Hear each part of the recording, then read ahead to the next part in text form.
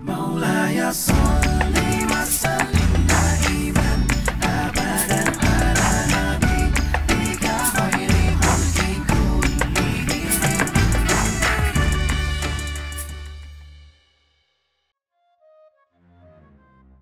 أعوذ بالله من الشيطان الرجيم. بسم الله الرحمن الرحيم. وأوفوا بالعهد إن العهد كان مسؤولا. Dalam tafsirnya Al-Muyassar dikatakan wa'aufu bil ahd, dan penuhilah janji. Innal ahda yas'alullahu anhu sahibuhu yaumal qiyamah. Karena janji akan ditanya oleh Allah kepada orang yang berjanji kelak di hari kiamat.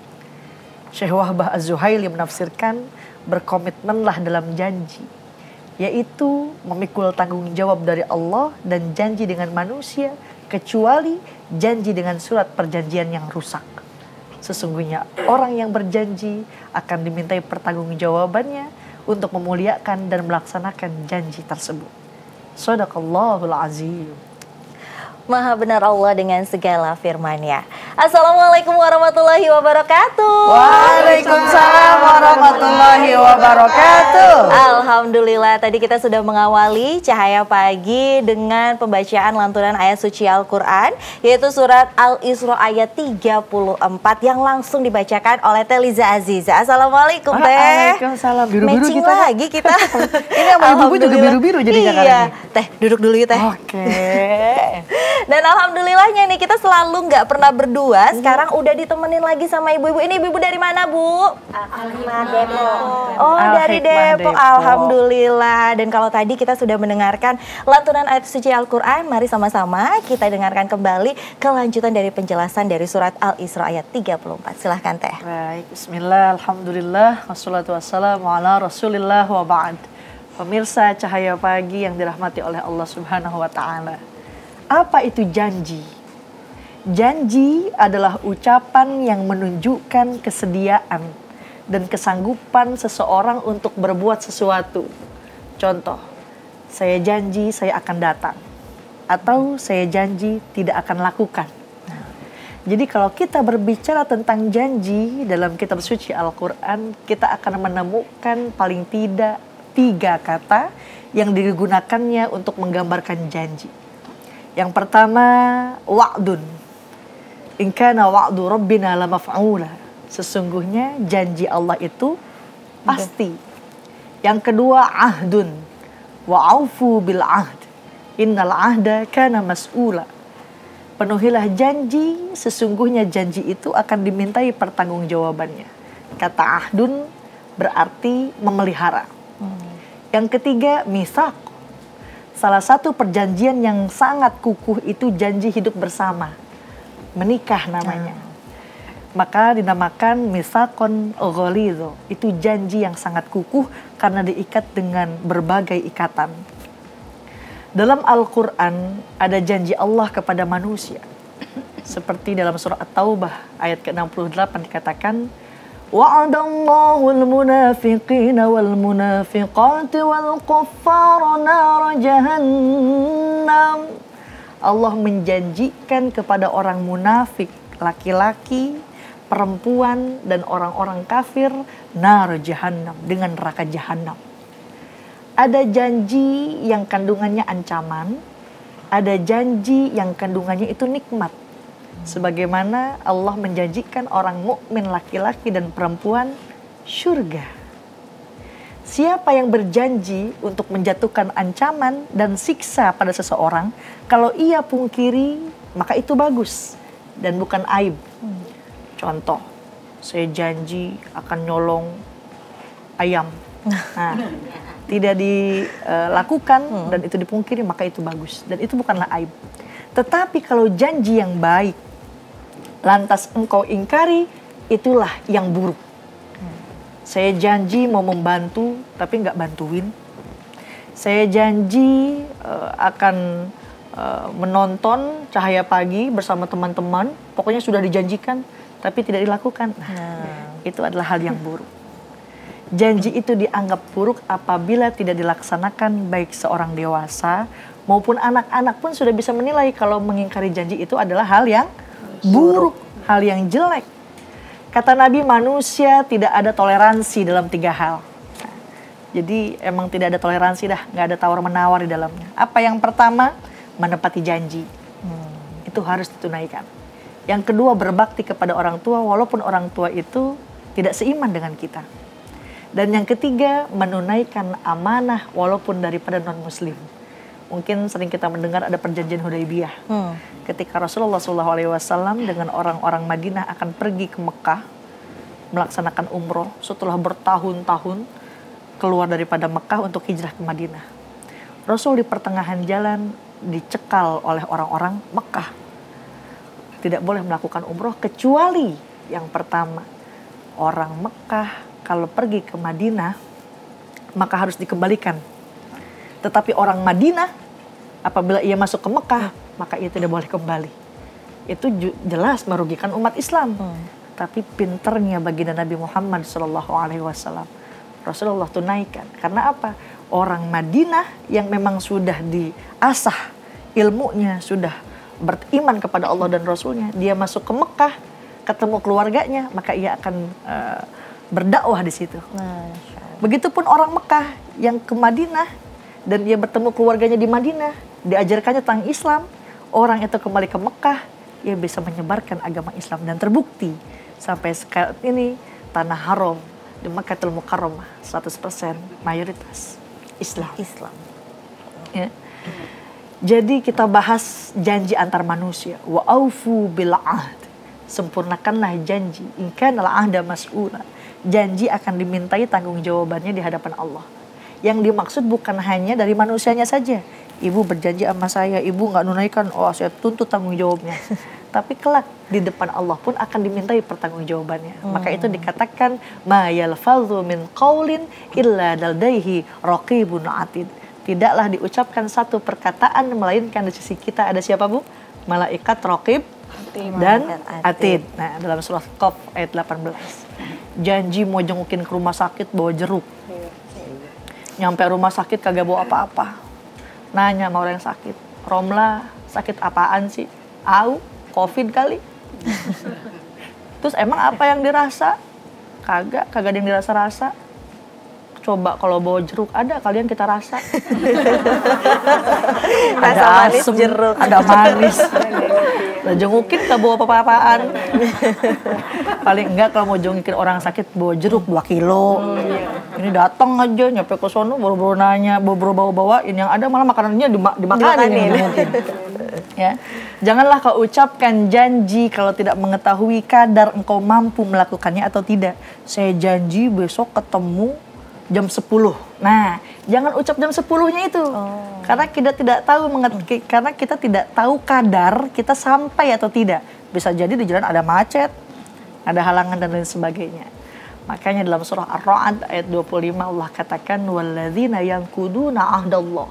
Orang-orang yang merusak janji Allah setelah diikrarkan dengan teguh dan memutuskan apa-apa yang Allah perintahkan supaya dihubungkan dan mengadakan kerusakan di bumi, orang-orang itulah kata Allah yang memperoleh kutukan dan bagi mereka tempat kediaman yang buruk yaitu jahanam. Nauzubillah.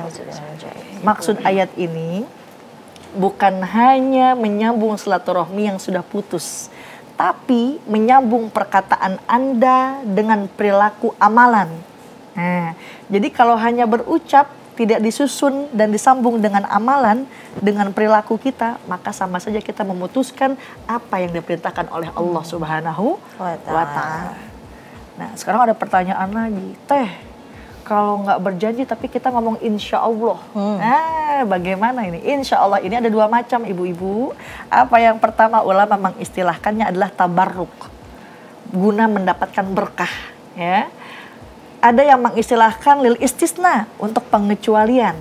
Contoh, saya akan datang besok, insya Allah. Maksudkan kita memang sudah bertekad, wah kita akan datang. Tapi saya minta keberkahan supaya saya benar-benar bisa datang. Nah, jangan artikan insya Allah itu ya jika dikehendaki Allah. Nah, karena itu bukan syarat, tapi insya Allah itu untuk mendapatkan keberkahan. Nah, makanya sekarang suka insya Allah bohong nih. Nah, jadi nggak ada insya Allah bohong. Kita sudah tekad mau datang, tapi kita minta keberkahan agar kita dapat memenuhi apa yang kita azamkan, apa yang kita inginkan. Dan jangan keliru kalau orang bilang besok datang ya, oke insya Allah. Lalu orang itu mengapa dia bohong? Orang dia bilangnya insya Allah. Nah, kan jadi yang disalahkan kalimat insya Allah itu. Padahal insya Allah di sini adalah memohon keberkahan agar kita dapat memenuhi undangannya. Agar kita juga memang sudah ada tekad dalam hati untuk datang kepada janji tersebut. Ada juga perjanjian dengan Allah. Hanya biasanya kita lupa. Ibu mungkin pernah bernazar. Pernah ada yang bernazar? Pernah. Saya nazar mau puasa 100 hari. Puasa sunnah, ya. Itu janji kita kepada Tuhan. Ya Allah, saya sudah taubat, saya tidak mau melakukan ini lagi. Saya nazar, saya tidak akan melakukan ini lagi. Tapi tiba-tiba bisikan setan, yuwaswisu fi sudurin nas minal jinnati wan nas. Godaan-godaan itu dapat mempengaruhi kita untuk melakukan maksiat lagi. Nah, ingat, itu sudah janji kita kepada Allah. Ada satu ayat yang sementara ulama mengartikan bahwa perjanjian ini sebelum kita ada di alam dunia. Dalam surah Al-A'raf ayat 172 dikatakan, dan ingatlah ketika Tuhanmu menjadikan keturunan Adam dari sulbi mereka dan Allah mengambil kesepakatan atas diri mereka. Bukankah aku Tuhanmu? Alastu birabbikum, kata Allah. Apa kata roh ini? Alastu birabbikum, kata Allah. Qalu syahidna. Mereka menjawab, betul, kami menjadi saksi. Nah, yang demikian itu agar di hari kiamat kamu tidak mengatakan sesungguhnya kami orang-orang yang lengah tentang ini. Jadi perjanjian ini hai tiap-tiap manusia. Antara lain karena engkau diberikan akal. Perjanjian itu puncaknya adalah mengakui keesaan Allah Subhanahu wa Ta'ala. Mau atau tidak dipenuhi. Perjanjian manusia kepada Allah. Perjanjian Allah kepada manusia. Dan perjanjian manusia kepada makhluk.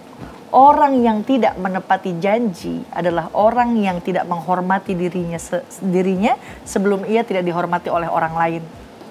Jadi ada ulama mengatakan ada 3 hal yang menunjukkan tanda gentleman. Nah, apa itu? Yang pertama, menepati janji. Yang kedua, menghargai waktu.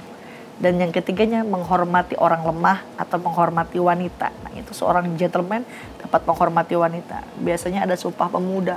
Nah, pemuda yang bersumpah, siapa yang menagihnya? Pemudi. Bapak yang bersumpah, ibu ada yang nagih. Nah. Baik pemirsa Cahaya Pagi yang dirahmati oleh Allah, sebaliknya khianat dan melanggar janji termasuk karakter kemunafikan dan kedurhakaan. Nauzubillah. Rasulullah SAW bersabda, alamatul munafik, tanda-tanda orang yang munafik itu ada 3. Apa yang pertama? Jika ia berbicara maka ia berdusta. Ya. Yang kedua, jika ia berjanji ia ingkari. Dan apabila ia diberikan amanah ia berkhianat. Nah, maka sifat kemunafikan sampai dia meninggalkannya itu adalah sesuatu yang tidak dibenarkan. Allah Subhanahu wa Ta'ala mengingatkan kita jika berkhianat dengan janji, sebagaimana diriwayatkan oleh Ali bin Abi Thalib radhiyallahu an, bahwa Rasulullah SAW bersabda, barang siapa yang tidak menepati janji seorang muslim, maka dia mendapat laknat Allah, mendapat laknat daripada malaikatnya Allah dan seluruh manusia. Tidak diterima darinya taubat dan tebusan. Nauzubillah. Rasul pun telah mengingatkan umatnya dalam sabdanya, sungguh Allah akan tancapkan bendera bagi orang yang berkhianat di hari kiamat. Lalu dikatakan, ketahuilah ini adalah pengkhianatan sipulan. Dalam hadis riwayat Bukhari dan Muslim. Jadi hati-hati kita sebagai umat manusia, sebagai umat muslim, hati-hati jika berjanji.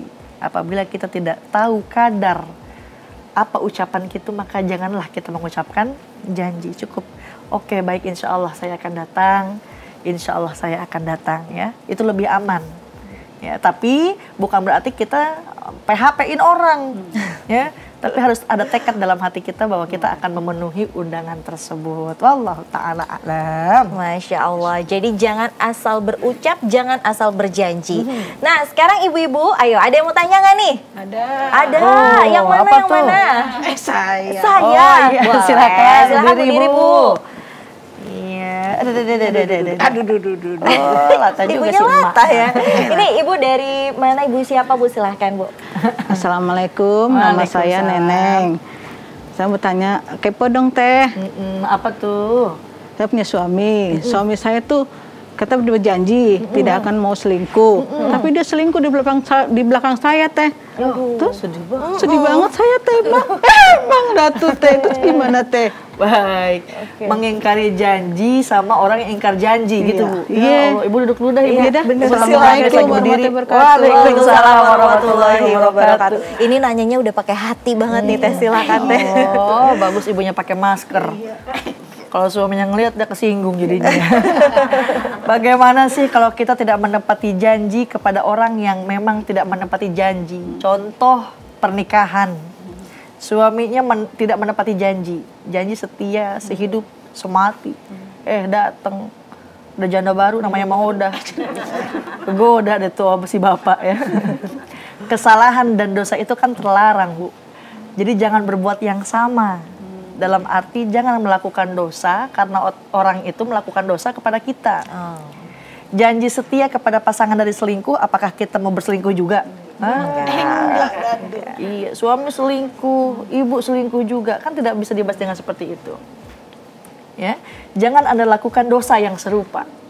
Saya tetap setia, tetapi dalam konteks ini saya minta untuk berpisah. Nah, itu tidak berdosa.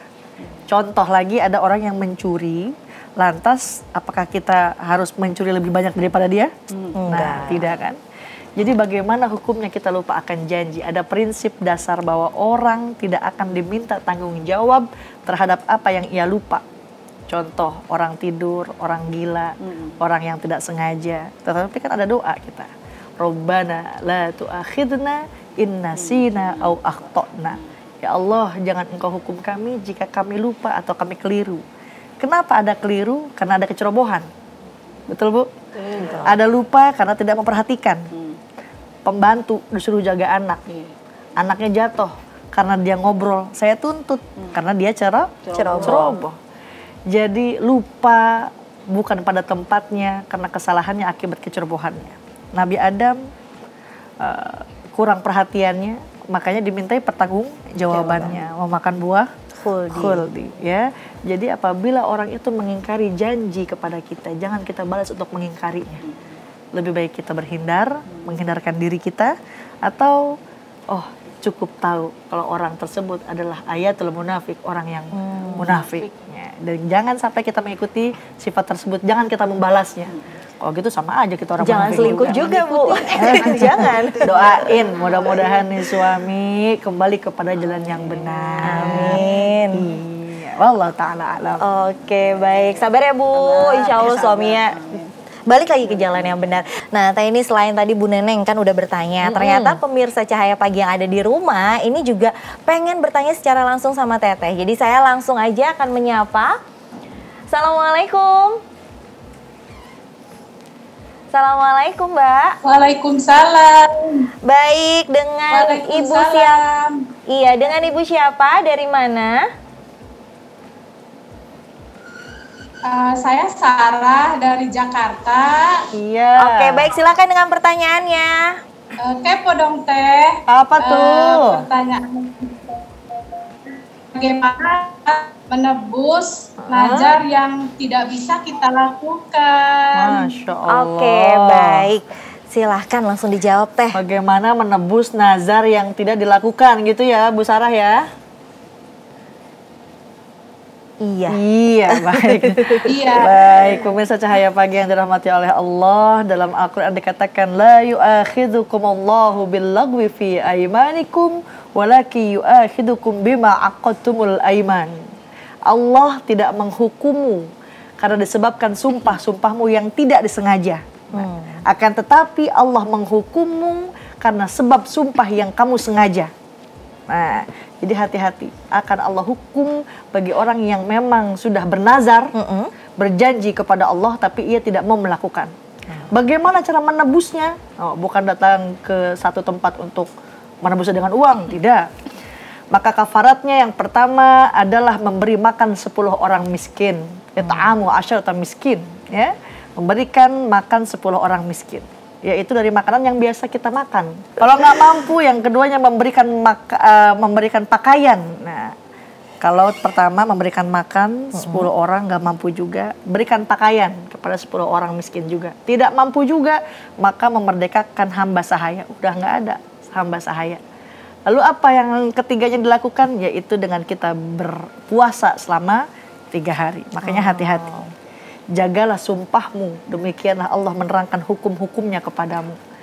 Nazar puasa sunnah sepanjang tahun. Puasa sunnah 100 hari. Nah, Kadang puasa wajib aja di kodoknya, besok mau Ramadan kita masih kodoin. Nah, ayo, ada yang masih begitu nggak? Kan? Pepatah mengatakan pikir dulu pendapatan, sesal kemudian tiada berguna. Jadi hati-hati, jangan mengobrol janji kepada Allah. Bahkan ada riwayat mengatakan orang yang sering bernazar adalah orang yang pelit. nah lo. Karena kenapa? Meminta sama Allah tapi dengan perhitungan. Hati-hati ya. Cara menebus kasih makan 10 fakir miskin, nggak mampu juga ngasih baju sebanyak 10 orang miskin. Nggak mampu juga, bebaskan budak udah nggak ada lagi. Maka berpuasalah 3 hari. Tak mampu lagi, urusannya sama Allah. Ya, oleh karenanya hati-hati, baik itu yang bernazar, yang suka bernazar, jangan sering-sering kita bernazar, sama aja kita kayak orang pelit, koret, mereket jahe, merege hese. Ya. Kita sesuai kehidupan kita bagaimana ketentuan Allah kepada kita. Ya. Bernazar mau menyedekahkan harta, kalau memang itu sudah dilaksanakan atau terkabul hajatnya, segerakanlah. Tapi alangkah baiknya jangan kita banyak bernazar. Cukup kita azamkan dalam hati kita, ya Allah, kalau saya punya rezeki, saya pengen sedekah kayak orang-orang. Cukup begitu, insya Allah akan Allah mudahkan. Tapi kalau memang dia sengaja bersumpah atas nama Allah, maka kata Allah, Allah akan menghukumnya apabila ia tidak menunaikannya. Jangan suka mengobrol janji. Wah, udah kayak lagi kampanye aja ngobrol janji. Allah juga diobrol janjinya ya. Hati-hati jangan sampai kita sering bernazar. Begitu Ibu Sarah. Oke, baik. Seperti itu Bu Sarah. Gimana Bu? Jawabannya pasti puas dong. Oke. Baik. Terima kasih banyak. Salam untuk keluarga Ibu Sarah. Waalaikumsalam warahmatullahi wabarakatuh. Ini kayaknya sinyalnya lep-lepan ya, Teh. Iya benar, tapi nggak apa-apa. Yang penting insya Allah jawabannya sudah terpuaskan nih Teh. Jadi pengen nanya juga nih aku. Apa Kan tuh? biasanya kalau orang tua punya anak, itu anaknya suka, ya namanya anak kecil ya, suka apa sih, aktif gitu. Sampai akhirnya anak tuh nggak nurut sama orang tua. Terus akhirnya orang tuanya bilang, kalau kamu nurut, nanti ayah beliin mobilan, nanti ayah beliin mainan, ibu beliin mainan. Tapi sebenarnya itu niat orang tua itu cuma biar anaknya nurut, nggak ada maksud untuk beliin juga. Nah, terhitung janji nggak tuh Teh? Nah, hati-hati juga nih sebagai orang tua. Kadang awas kalau abis sekolah ranking 1 dibeliin es krim. Nah, hati-hati ya. Apakah janji orang tua kepada anak tidak dilakukan itu adalah dosa? Jangankan anak-anak, janji pada binatang pun berdosa. Walaupun tingkat dosanya tidak sebesar kepada manusia. Wah, janji nih si meong ntar saya kasih makan, tapi nggak dilakukan, dosa tuh binatang ya. Contoh ketika perang pada zaman Rasul, ditentukan sebelum perang itu kapan dan di mana. Kalau tidak jadi ya harus diberitakan, harus diinformasikan. Dalam surah Al-Anfal ayat 58 dikatakan, A'udzubillahi minasyaitonirrajim. Wa imma takhafanna min qaumin, dan jika kamu khawatir akan terjadinya pengkhianatan dari suatu golongan, kata Allah, maka kembalikanlah perjanjian itu kepada mereka dengan cara yang jujur.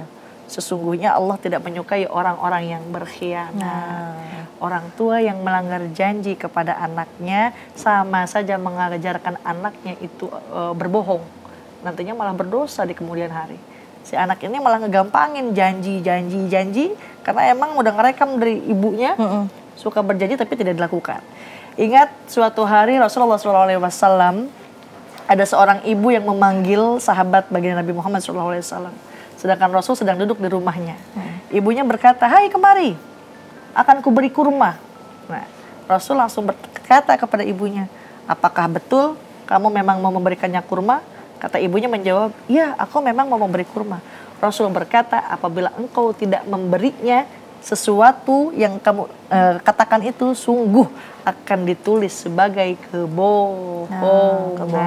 Jadi kesimpulannya adalah jangan berucap yang tidak bisa Anda pertanggungjawabkan. Apa yang Anda ucapkan itu sudah menjadi tawanan oleh kata-kata tersebut, ya. Karena itu jangan berjanji kalau Anda ragu tidak bisa memenuhinya. Al-wa'du dainun. Janji adalah hutang. Ya, makanya hati-hati. Jangan suka berjanji, "Nak, kalau ranking 1 nanti dibeliin gunung salak." Oh, nggak bisa. Ya. Jadi janganlah sering berkata janji. Seperti itu. Berikanlah hadiah. Jangan dijanjikan. Nanti anak ini malah menagih, ngelihat ibunya kebiasaan malah menyepelekan, ya anak jadi malah berbohong. Ya janji dia nggak akan keluar, taunya malam-malam ngelayap. Nah, loh. Hati-hati. Allah Ta'ala. Oke. Teh, kayaknya yang di depan saya persis ini udah gerak-gerak. Iya, gitu. udah Ibu mau gosah-gosah ngapain, aja kayaknya. Bu? Mau nanya? Oh, mau nanya boleh. Boleh, silakan sini, Apa Bu. tuh? Apa Boleh, tuh? Bu. Maju ke Sok, depan, Bu. ibunya berdiri ini udah kusah, koseh. Dari tadi dah, iya koseh kayak udah aja. gusar gitu. Silakan. Assalamualaikum, Ibu. Waalaikumsalam. Dengan Ibu siapa dari mana? Dengan Bu Mai dari Condet. Oke, silakan Ibu. Kepo dong teh. Apa tuh? Ini teh, saya kan seorang janda nih. Oh, udah curhat. Oh, kameramen lo ada di janda. Terus. Dia menjanjikan belikan rumah saya. Ternyata dia bohong. Gimana tuh teh? Sakit hati dong ya, Bu. Iya, sakit hati. Silakan Bu Mai duduk. Ya, kasihan ya udah dijanjikan beli rumah. Sampai sekarang belum kejadian, Bu? Belum. Janji sekedar janji berarti itu Teh. Gimana Teh? Silakan Teh. Nih ibunya janda, ada yang ngejanjiin rumah. Ngejanjiin ngasih rumah dengan syarat kalau ibunya mau kali sama dia. Nah, ibunya mau apa enggak sama dia? Enggak mau. Ya berarti jangan ditagih janjinya. Orang ibunya juga gak mau. Baik, tidak bisa menepati janji. Janji akan memberikan rumah, ya. Janji akan memberikan mobil. Biasa ada kalau bapak-bapak dia tekor yang penting kesohor. Ya, dia ngomong aja dulu, padahal duitnya kagak ada. Dalam Al-Qur'an tadi dikatakan di muqaddimah tadi, wa aufu bil ahd. In kana al ahda mas'ula. Sempurnakanlah janji karena ia akan dimintai pertanggungjawabannya. Tanggung jawab itu bukan hanya di depan ibu nanti. Siapa nih? Si darling, my darling yang modar ngeling-ngeling. Dia bukan hanya dipintai tanggung jawab di depan ibu, tapi kelak di hari kiamat di depan Allah, maka ia akan dituntut. Mana yang katanya mau ngejanjiin ibu May rumah yang gedung. Taunya Bu Maynya kagak dijanjiin juga. Orangnya pergi kemana, Bu Maynya malah PHP. Ngarep, ya. Jadi bagaimana hukumnya? Tetap janganlah kita mudah mengumbar janji, karena itu akan dimintai pertanggungjawabannya. Kita sudah banyak maksiat, dosa kita sudah banyak. Belum lagi kita akan dituntut kelak di yaumil qiyamah apa yang kita ucapkan, apa yang kita janjikan kepada orang lain. Oleh karenanya hati-hati, jangan mudah untuk mengobral janji. Berarti begitupun dengan yang namanya nazar atau gimana Ustazah? Iya. Jadi nazar dengan berjanji itu berbeda. Ya. Nazar itu ada dikategorikan nazar yang batil. Contoh, apabila saya lulus kuliah, saya akan manjat pohon di Gunung Salak misalkan. Waduh. Atau saya bernazar saya akan memindahkan Monas. Nah, itu sesuatu yang mustahil, maka itu termasuk nazar yang batil. Ada lagi dalam satu riwayat dikatakan itu sebuah nazar dan tapi malah menyiksa seseorang tersebut. Contoh, ketika pada masa Khalifah Umar bin Khattab ada seseorang yang bernazar akan pergi iktikaf di Masjidil Aqsa dengan berjalan kaki.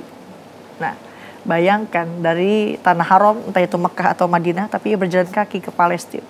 Menyiksa dirinya sendiri. Nah, itu kata Rasulullah SAW, maka boleh digugurkan. Karena sesuatu yang dapat menyakiti dirinya. Ya. Janganlah mudah untuk mengucapkan nazar. Sama dengan orang yang pelit, punya perhitungan kepada Allah. Allah ngasih rezeki, Allah kasih karunia-Nya tanpa ada perhitungan. Apakah Allah menagih kalian, kenapa tidak sholat hari ini? Kalau begitu saya tidak akan memberikan kamu makanan untuk esok hari. Tidak. Tapi oleh karenanya jangan kita mudah bernazar, jangan juga kita mudah mengobrol janji, karena semuanya akan dimintai pertanggungjawabannya kelak di sisi Allah Subhanahu wa Ta'ala. Allah Ta'ala a'lam. Masya Allah, itu dia tadi, berarti memang benar karena janji adalah hutang, jadi jangan asal berucap, jangan asal berjanji, difikirkan dulu. Kalau sekiranya kita tidak mampu, ya sudah jangan. Dan tadi juga Teteh udah bilang, jangan juga asal bernazar ya Teh ya. Alhamdulillah, gimana Ibu? Udah tenang, udah makin cerah ya Bu ya? Insya Allah. Insya Allah.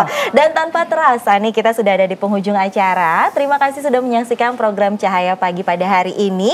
Jangan lupa untuk terus menyaksikan program Cahaya Pagi di waktu dan jam yang sama. Saya Reni Risti dan juga Teteh Liza Aziza pamit undur diri. Wassalamualaikum warahmatullahi wabarakatuh. Waalaikumsalam warahmatullahi wabarakatuh.